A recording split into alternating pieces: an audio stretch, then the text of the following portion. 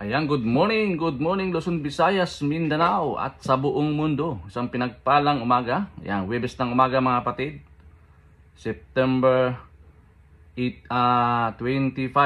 Ayan, September 25, 2025. Ayan, isang pinagpalang umaga na.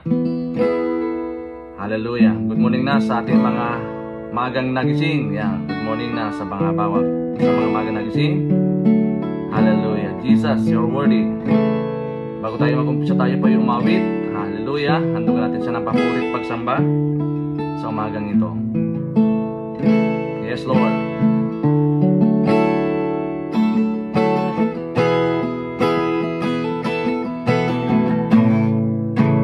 You stood before creation, eternity in your hand.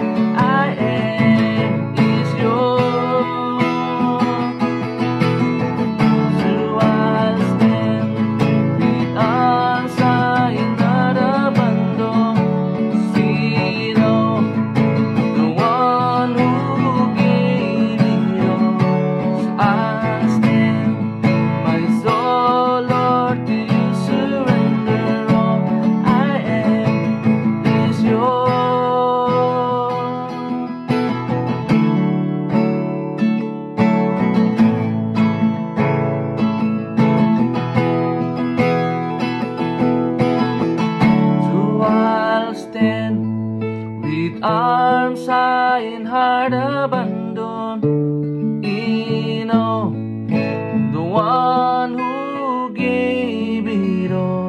So I'll stand, my soul, Lord, to you surrender all I am is yours.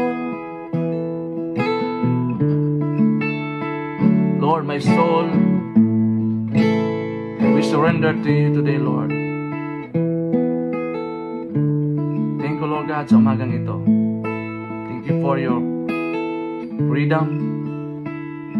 Thank you, Lord God, for your salvation, for our salvation, Lord. Kaya naman sa umagang ito, Panginoon, Ikaw po ang may taas, maluwalhati.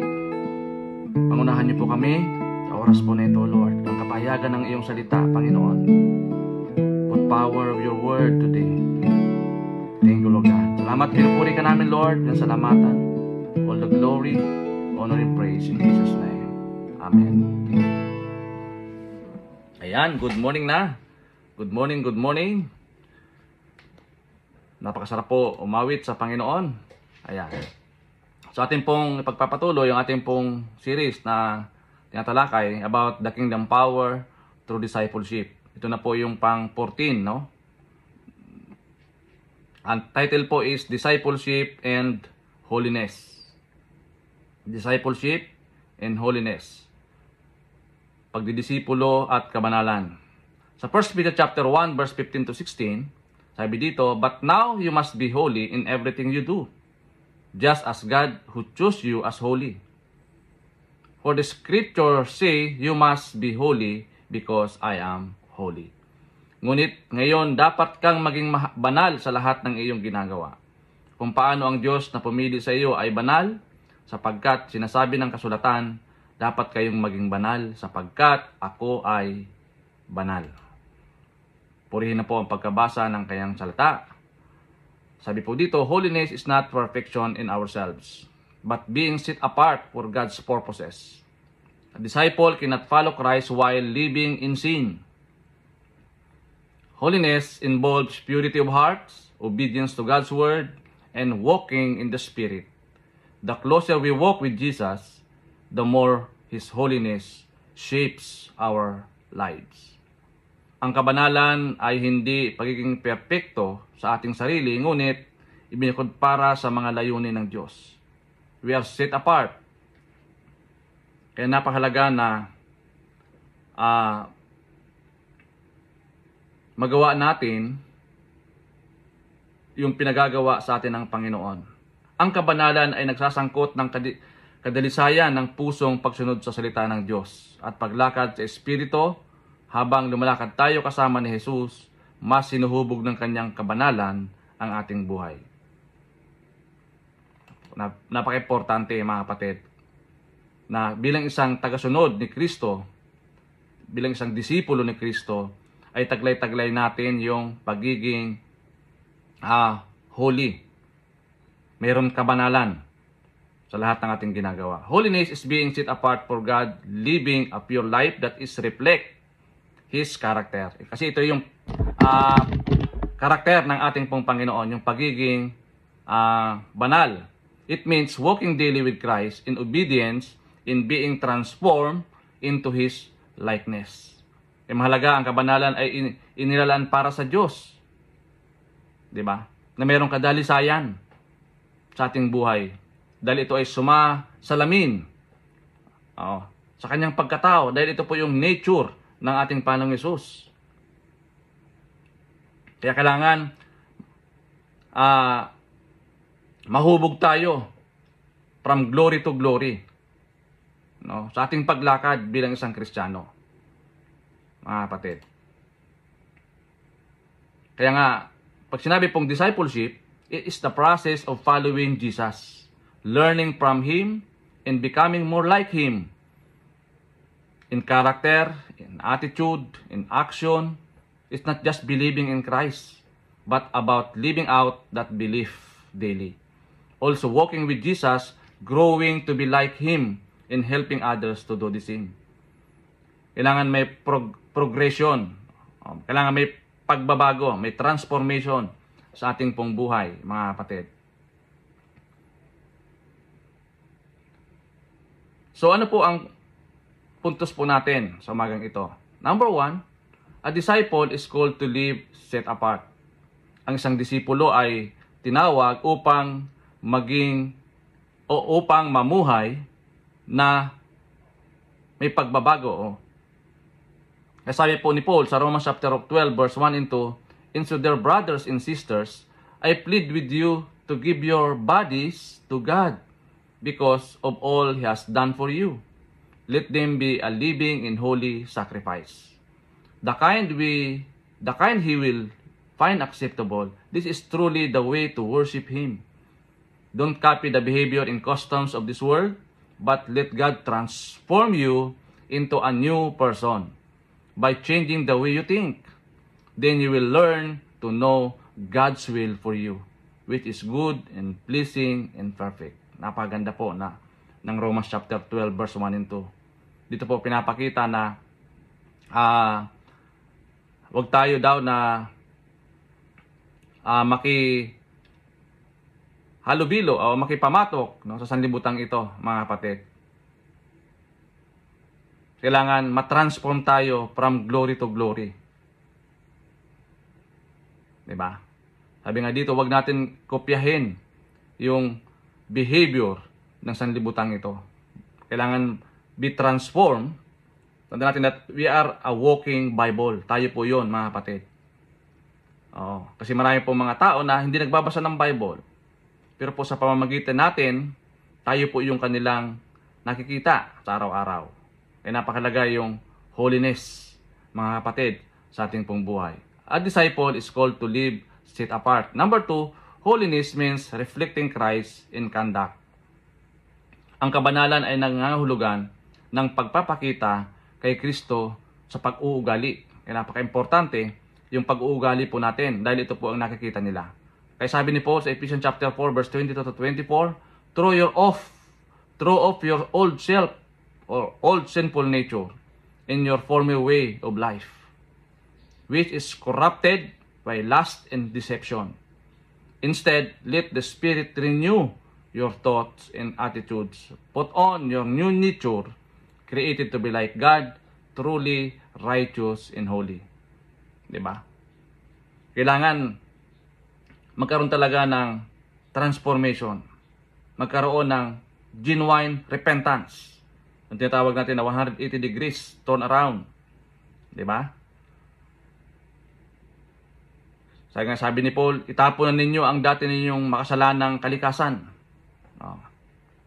Iwaksin nyo na yung mga old sinful nature. Yung dating paraan ng pamumuhay, pag-uugali. Sabi niya, iwaksin nyo na, itapon nyo na. Dahil nakakasira yan. Sa halip, sabi niya, hayaang baguhin ng Espiritu ang ating pag-iisip at saluubin. Kailangan kasi matransform talaga yung puso natin, yung spirit natin matransform . At gusto ng Diyos na isuot natin yung bagong kalikasan. The new life, the new you, the new nature. Nilikha ng Diyos. Dahil ang ating Diyos ay matuwid at banal. Holiness means reflecting Christ in conduct. And number 3, holiness is empowered by the Holy Spirit. Tanda natin na without the power of the Holy Spirit, natin kayang nagbago. Kaya sabi po ni Paul sa Galatians chapter 5 verse 16, so I say, let the Holy Spirit guide your lives. Then you won't be doing what your sinful nature craves. Kaya sinasabi ko, hayaan, gabayan ng Banal na Espiritu ang iyong buhay. Kung gayon, hindi mo gagawin ang hinahangad ng inyong makasalanang kalikasan. Kasi ang ating pong flesh ay makasarili, Kaya kailangan empower tayo ng Banal na Espiritu. Diba? Naroon yung paggabay ng Santong Espiritu sa atin. Without the Spirit, we cannot do good things, mga kapatid, Ang mangyayari dyan, pag wala ang Banal na Espiritu sa atin, dadalhin tayo niya sa kapahamakan. So mahalaga na may empower tayo ng Banal na Espiritu. So paano natin i-apply ang mga bagay na ito, mga kapatid? Number 1, examine your daily walk. Napaka-importante na i-examine mo. Magkaroon ka ng pagnilay-nilay sa iyong sarili, Am I following Jesus' teaching or nandito na tayo, nakipamatok na tayo sa takbo ng mundong ito? Diba? Suriin ang iyong pang-araw-araw na lakad. Mahalaga. Examine your daily walk, mga kapatid. Napaka-importante ito na dapat naka-inline tayo doon sa nais ng Diyos na ipapagawa sa atin. So number 2, stay rooted in God's Word in prayer. Di pwedeng paghiwalayin ang dalawang ito, no? Yung God's Word, tsaka yung prayer. Magkasama po siya, mga kapatid. Kailangan, we are rooted, ang salita ng Diyos, at the same time, sa prayer. Lagi natin ito idinudulog sa ating pong Panginoon sa pamamagitan ng panalangin. And number 3, commit to holiness in thought, in speech, in action. I-surrender natin ang ating buong buhay sa Panginoon.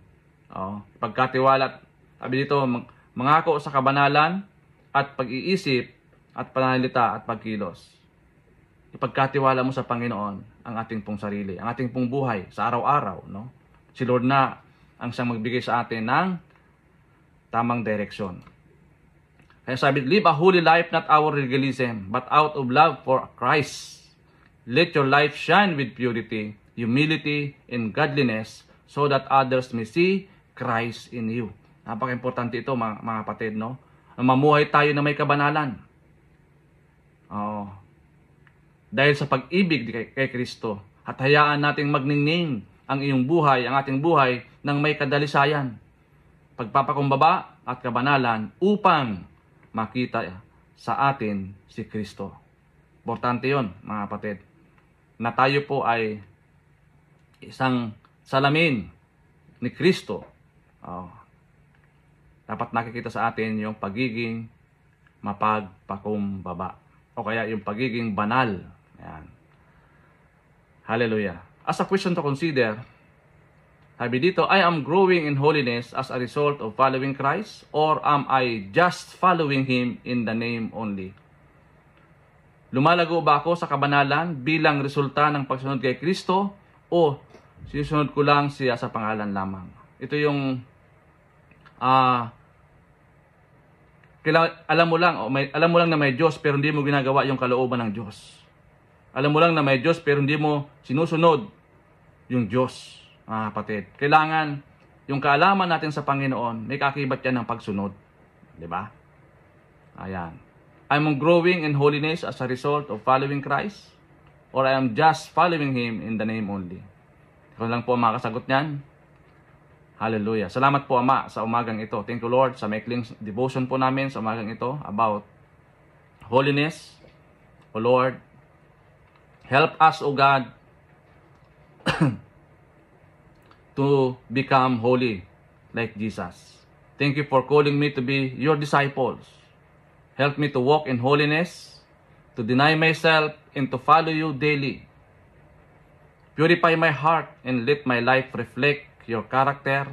May also guides others to live in obedience to you. Maging good example kami, Panginoon, sa mga tao. Lord God, samahan po kami, Panginoon, sa araw-araw na aming paglakad. Ikaw po manguna sa amin, Panginoon, magturo, O Lord God, ng tamang landasin, Panginoon Diyos. Salamat, Ama, sa umagang ito. Pinupuri ka namin, pinasalamatan. Lord God, minsan padalangin ko din sa aming pong bansang Pilipinas. Patuloy namin pinagkakatiwala sa iyong magpalang kamay, Lord. Kahabagin mo po ang aming pong bansa, Panginoon. Salamat po, Lord, na hindi ka nagsasawa. Hindi po kami.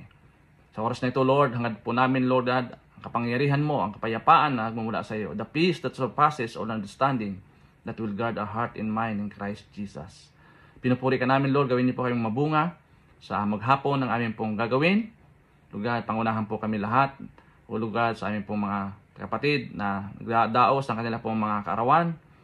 Sa araw na ito, Lord, binabati po namin sila ng happy birthday. Ganun po sa mga kapatid namin na nagdadaos ng kanilang mga anniversaries, Lord. Binabati po namin sila ng happy anniversaries. Salamat po sa Amen and Amen. God bless, mga kapatid. To God be all the glory.